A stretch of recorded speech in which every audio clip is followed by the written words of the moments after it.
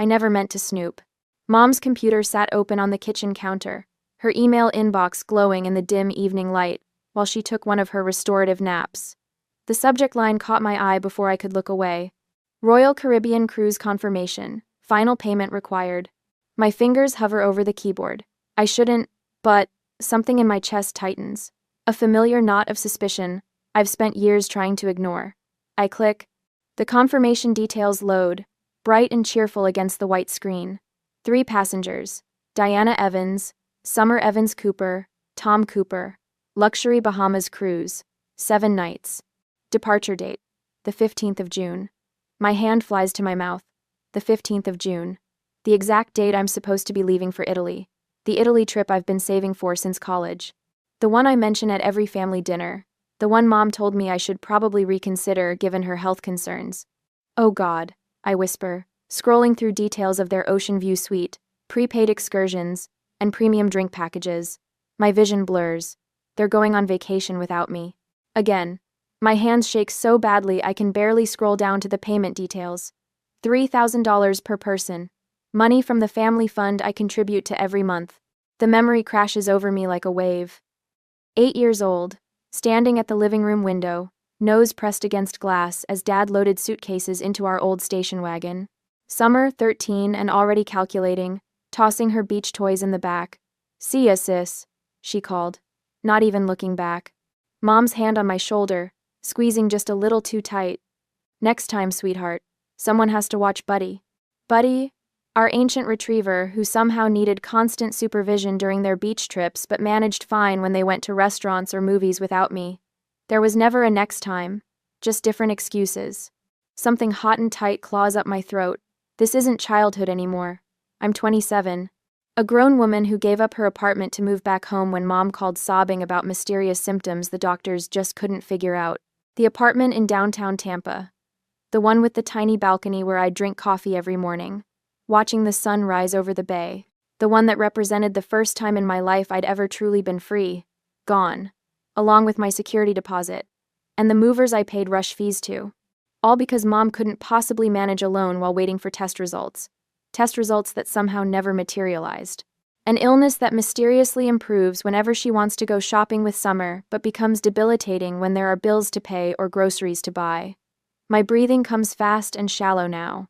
I scroll back through the email, looking for something, anything that might suggest I misunderstood. A note about my ticket being sent separately. A mention of another room reserved in my name. Nothing. I close the laptop, gripping the counter edge as the kitchen spins around me. Behind me, the refrigerator hums, covered with photos of Summer's family vacations. The Poconos last year.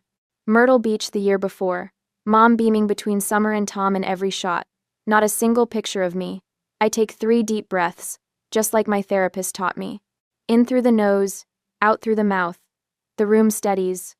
This isn't a surprise, not really.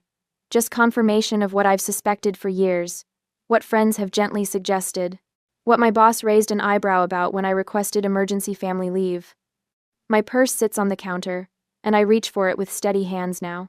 Inside, tucked into the zippered pocket, is my Italy confirmation. Florence, Rome, Venice.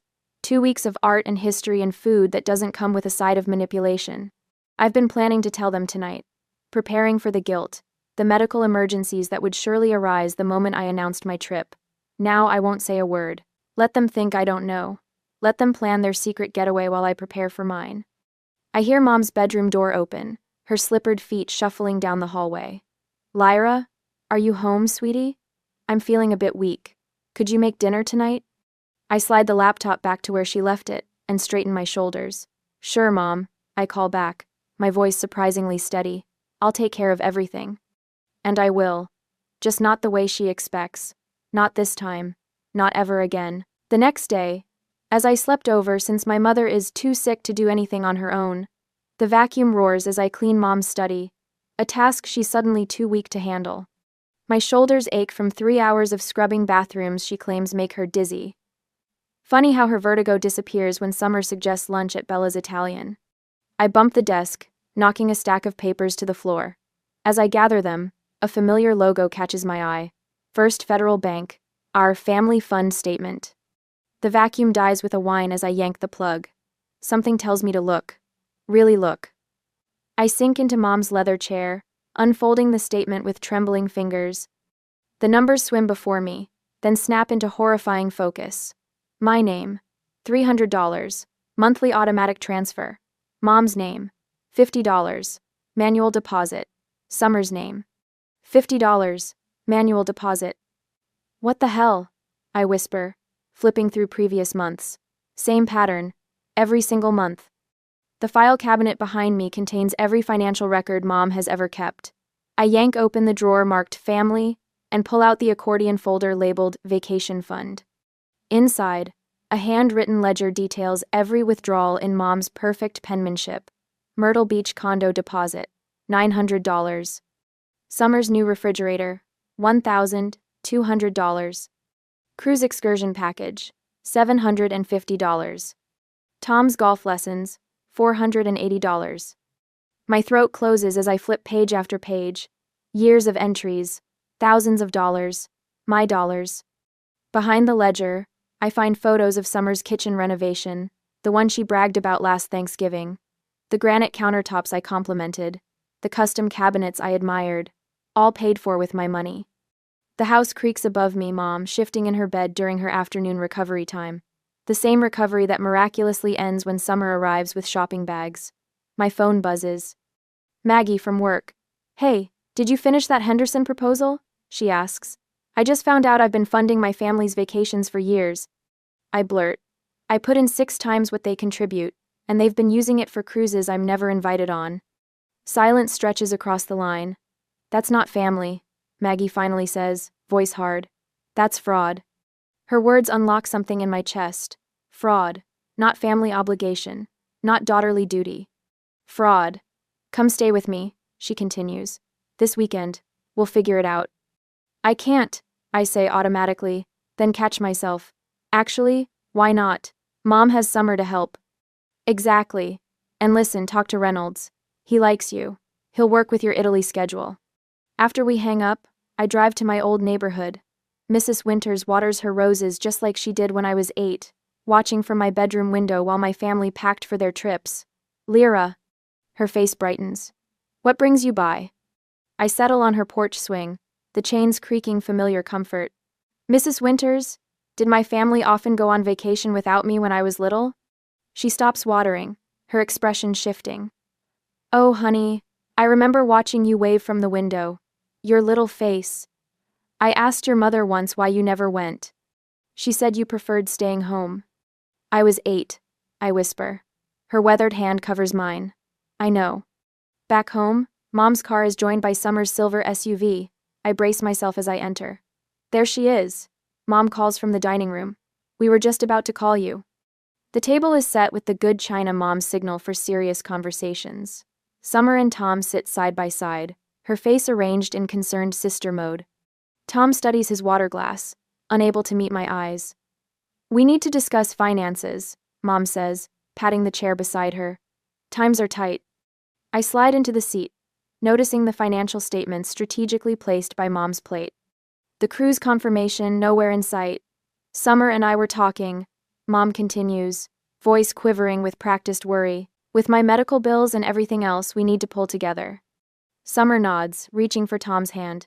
Family has to support each other in hard times. We know how excited you are about Italy. Mom says, her eyes wide with manufactured sympathy. But maybe now isn't the best time. If you could contribute what you'd spend on that trip to the family fund instead. The air thickens. My lungs strain against my ribs. I think of the ledger, the photos, the years of betrayal. What about your cruise? I ask. The room freezes. Tom chokes on his water. What cruise? Mom asks, voice too high. The Royal Caribbean Cruise, the 15th of June, Ocean View Suite. The one you, Summer, and Tom are taking the exact same week I'm supposed to be in Italy. Summer's eyes dart to Mom, a silent signal passing between them. Where did you hear? Summer begins. I saw the confirmation email. I interrupt. I know about the family fund too. How I contribute 6 times what either of you do. How you've been using my money for your vacations, your kitchen remodel, Tom's golf lessons. Tom stares at his plate. Summer's face hardens. You went through our private papers? Mom demands, illness forgotten as color floods her cheeks. Like you went through my Italy confirmation? I counter. The one you said I should consider because of your health concerns? That's different, Summer snaps. Mom needs you here. Mom needs my money, I correct her. There's a difference. The silence stretches between us, thick with decades of manipulation suddenly exposed to light. I'm going to Italy, I say, my voice steady for the first time in years. And when I get back, we're going to have a very different conversation about this family fund. I stand, leaving my napkin crumpled on the china plate. Behind me, Mom begins to cough the same theatrical hack she uses when bills arrive. This time, I don't turn around. The next morning, Mom's tears follow me to the kitchen as soon as I wake up. They fall with practiced precision, right on cue. After all I've done for you, she sobs, clutching her cardigan closed like armor. I raised you alone after your father left. I sacrificed everything. I place my coffee mug on the kitchen counter, careful not to slam it despite the heat rising in my chest. The morning sun streams through the windows, illuminating dust motes that dance around us like the half-truths that have filled this house for years. Mom, I booked this trip a year ago. I've mentioned it at every family dinner. When you know how my health is? Her voice rises, trembling perfectly. The doctor said stress could trigger another episode. The mysterious doctor. The unnamed condition. The conveniently untraceable medical advice that always materializes when I attempt independence. Summer breezes in, hair perfectly styled despite the early hour. Morning, family drama. She chirps, shooting me a knowing look before kissing Mom's cheek. Don't worry, Mom. Some people are just selfish. The barb lands exactly as intended. I bite my tongue until I taste metal. I go to work without saying a word. The following day, at work, my phone buzzes for the 19th time. Another group text from Mom. Having terrible pain today. Summer coming over to help since you're busy with vacation plans. Summer's thumbs up emoji appears seconds later, right on schedule. I switch off my phone and focus on the project in need to finish. Back at home, I continue packing my suitcase, methodically folding each item with precision that would make Marie Kondo proud. The bedroom door flies open without a knock. Mom's having an episode, Summer announces, arms crossed. But I guess your precious trip matters more than family. Funny how her episodes always coincide with my plans, I say, continuing to pack. Never when you need her to babysit or help with your kitchen remodel. Summer's mouth tightens into a thin line. You've changed, Lyra. You used to care about family. I still do. That's why this is so hard. She leaves, slamming the door hard enough to rattle the childhood trophies on my shelf. Trophies from events no one attended. While searching for my passport in the desk drawer that evening, my fingers brush against something familiar. My old diary, the cover worn and faded. I haven't seen it in years. I open it, recognizing my 14-year-old handwriting. Mom and Summer left for Virginia Beach today. Told me someone needed to take care of the house. Again. This is the third vacation this year I've missed. When I asked why I couldn't come, Mom said money was tight. But they bought Summer a new swimsuit yesterday. Entry after entry documents the pattern. Vacations I missed, school events they skipped, promises broken so routinely they ceased being promises at all. Behind the diary sits a shoebox of photos. I flip through them with trembling hands. Summer in Disney World, Mom and Summer at the Grand Canyon, beach trips, mountain cabins, weekend getaways. Not a single photo contains me. My phone rings. It's Dr. Levine, my therapist. How are the boundaries holding up? She asks after I describe the day's events. They're crumbling faster than I can rebuild them. Remember what we discussed about familial manipulation patterns? This escalation is actually a sign you're breaking free. They're panicking. After our call, I contact Marissa, the financial advisor I started seeing 3 months ago. I pulled together those records you requested. She says, over the past 5 years, you've contributed approximately $48,000 to your family's expenses, not including the family fund. That's significantly more than they've contributed, based on the documents you provided. The revelation settles over me like concrete. I'm not the financial burden. I'm the support beam. The confrontation happens at dinner. I hadn't planned it, but when Mom dramatically clutches her chest after I mention my departure date, something inside me snaps. I'm still going to Italy, I say, voice steady despite the earthquake in my chest. Mom collapses into her chair. "You're killing me with stress," she wails. Summer jumps up, napkin fluttering to the floor. "Are you serious? You're killing Mom with stress. How can you be so selfish?" Selfish? The word feels foreign on my tongue. I gave up my apartment to move back here. I contribute 3 times what either of you do to household expenses. I've canceled plans, taken time off work, and rearranged my entire life because Mom said she needed me. "Because she does need you," Summer shouts. "No, she doesn't.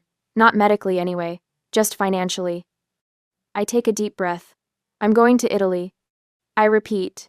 And when I return, I'm finding my own place. I return to my room, without waiting for their reaction. The next morning, my coworker Maggie helps me load essential belongings into her car. "You can store whatever you need at my place," she offers, hefting a box of photo albums. "Stay as long as you need after you get back from Italy." Mrs. Winters, my childhood neighbor who watched me grow up alone in a house full of people, calls to offer her guest room until my departure. "I always knew you'd find your voice someday, sweetheart." My boss arranges an advance on my commission. "Consider it an investment in your mental health," she says. "Italy will inspire your designs. Take lots of pictures." In weeks to come, old friends emerge from the woodwork after hearing snippets of my story, offering support and validation I never knew I needed. The final piece falls into place during a private meeting with Mr. Patterson, the family attorney I found in Mom's address book. "Miss Evans, I'm glad you called," he says, sliding a document across his desk. "This is the deed to your mother's house." I scan the paper, stopping at the names listed as owners. Diana Evans, Lyra Evans. "My name is on the deed?" I whisper. "Your grandmother insisted when she helped with the down payment. She wanted to ensure you always had a home, regardless of your mother's financial decisions." I trace my name on the paper, a strange calm settling over me. Does my mother know I'm aware of this? "I'm not at liberty to discuss other clients' knowledge," he says carefully, "but I can tell you this document gives you certain legal leverage in any property decisions." That evening, I sit on my bed, finalizing my Italy itinerary while Mom and Summer whisper urgently in the kitchen below. For the first time in years, their hushed conversation doesn't send anxiety spiraling through me. I have options they don't know about. I have power they don't recognize. I booked a private gondola tour in Venice and smiled. I also called my lawyer and arranged the moving on the day of my return with the help of my old neighbor. They will see what I can do. When the day of my Italy trip comes, my fingertips hover over the power button of my phone. One press, and I'm unreachable. The thought sends a delicious shiver up my spine. "Final boarding call for flight 237 to Rome," announces a voice overhead. I tuck my phone into my purse without turning it off. Let them call. Let them panic. For once, the thought of their distress doesn't fill me with guilt, but something lighter, brighter, something that feels dangerously like joy. The flight attendant checks my boarding pass and smiles. "Enjoy your trip to Italy." "I will," I say, and the certainty in my voice surprises me. I absolutely will. As I settle into my window seat, my phone buzzes. Mom's name flashes on the screen. Then again, and again. I silence it without answering, and watch the missed call count climb to 7 before we're instructed to switch to airplane mode. Summer's texts arrive in rapid succession.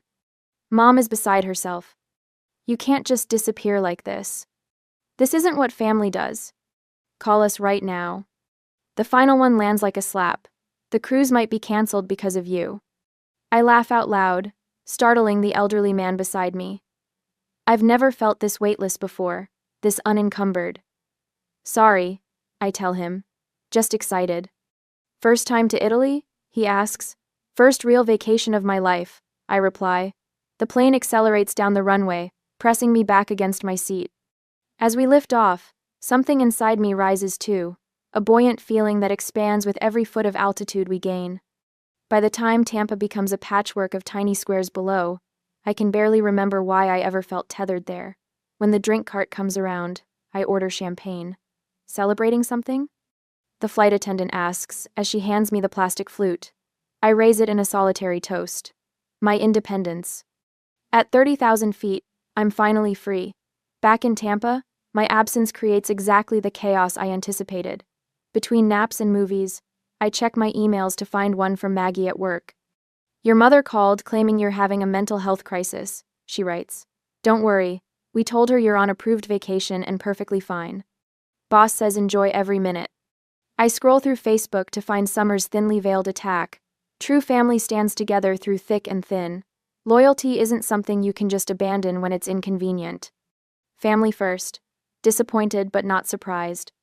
After I arrived in Italy, 3 of Mom's bridge club friends have left voicemails, their concerned tones barely masking their nosiness. Your mother is just so worried, dear, says Mrs. Henderson. Perhaps you could call her? Family is all we have in this world.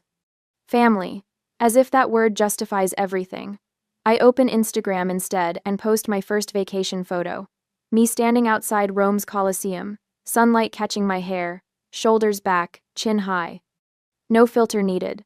First stop on my Italian adventure, I write. Dreams don't wait for permission. The likes and comments flood in immediately. You look radiant, Maggie. About time you did something for yourself. Mrs. Winters. This view is everything. More pics, please. My college roommate. Each notification feels like vindication. Each supportive comment like a hand at my back, steadying me. When I check Facebook again that evening from my charming hotel room, Summers Point by Family First. Post has backfired spectacularly. People who've watched from the sidelines for years are finally speaking up. Funny, I never see Lyra in any of your vacation photos. Writes my high school friend Teresa. Didn't you just post about booking that cruise last month? Asks Mom's neighbor. The community that once enabled their behavior through silence is finding its voice, and what they're saying sounds a lot like, we see you now. Before bed, I send a formal email to Mom, Summer, and our family attorney. The subject line reads, Withdrawal from Family Fund, effective immediately. The body is brief but devastating. This letter serves as formal notice that I am withdrawing from the Evans Family Fund. I have removed my name from all joint accounts and ceased all automatic payments to household expenses. My financial obligations to this arrangement are hereby terminated. For questions, please contact me through Attorney Michaels. 10 bless. I attach documentation of my signature removal from the accounts, which I arranged before leaving. The final blow. Confirmation that the last automatic payment transferred yesterday. Without my contribution, they're several $1,000s short for through cruise, so they have to give it up. I sleep better that night than I have in years, dreaming of Florence's domes and Venice's canals while somewhere across the ocean, my mother and sister face the financial reality I've lived with for so long. Actions have consequences. For the first time, those consequences aren't mine to bear. Upon returning, the airport bustles with reunions, but the one waiting for me isn't genuine. I spot them immediately. Mother slumped dramatically in a wheelchair, Summer hovering beside her with rehearsed concern. My shoulders tighten. After 2 weeks of Italian freedom, the sight of them pulls at old strings they think still control me. Lyra. Summer rushes forward, eyes swimming with manufactured tears. We were so worried. Mom's been sick with anxiety since you left.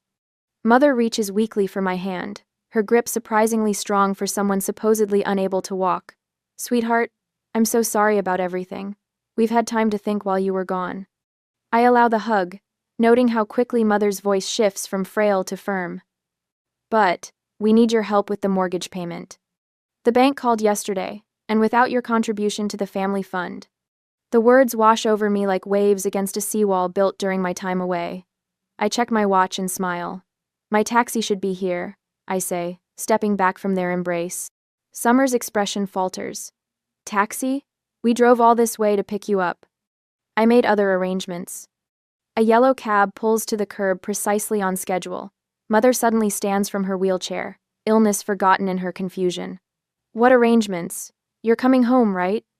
I shoulder my carry-on bag. Yes, to pack. The drive to the house passes in blessed silence, my family following in their car.